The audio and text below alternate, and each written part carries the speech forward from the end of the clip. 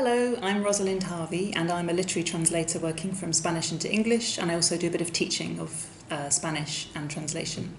So, Ros, how did you get into literary translation?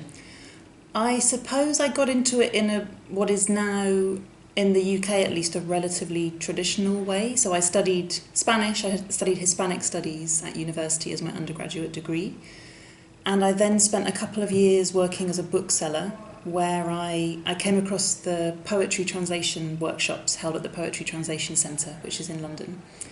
And I took part as a participant, and it's a series of workshops where a group of different people working from different languages translate one poem from Asia, Africa or Latin America with a workshop leader.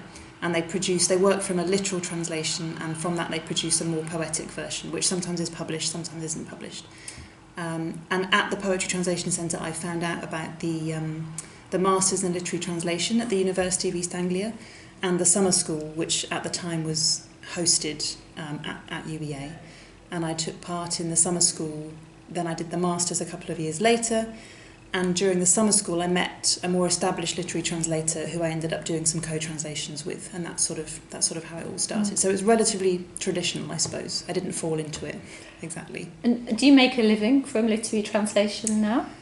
I make something of a living, yes. So I'm very lucky in that my first sole translation, which was published, had quite a lot of attention. It was shortlisted for a couple of prizes, including the Guardian First Book Award, which meant that my name was sort of out there from relatively early on in my career.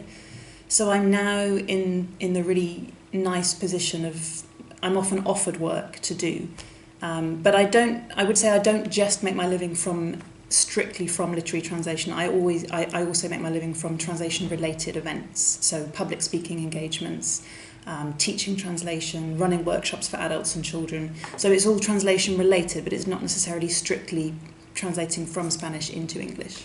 What would be your main piece of advice to aspiring literary translators? I suppose if you're at the start of your career, my main piece of advice would be to think practically in terms of the money, because it is, obviously this is very dependent on where you're based and what languages you're working from, but it is quite hard to break into, and it can be quite challenging to make a living from it.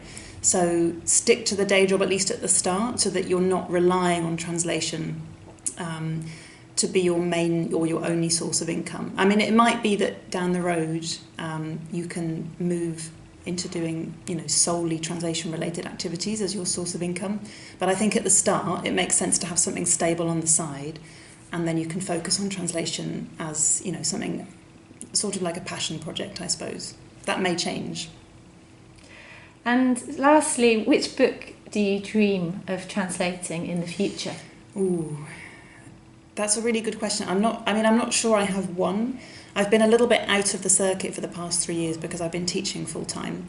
I have just signed a contract to work on a collection of Peruvian short stories, which I'm really happy about, because Peru is where I spent my year abroad, so it feels a little bit like coming home. I think what I would like to do is to translate more women authors, because just purely by a kind of quirk of fate, I've ended up translating a lot of men, which has been lovely, but I want to focus more on Latin American women writers in the future. So yeah, that's my dream. Great. Thanks very much, Ros. You're welcome.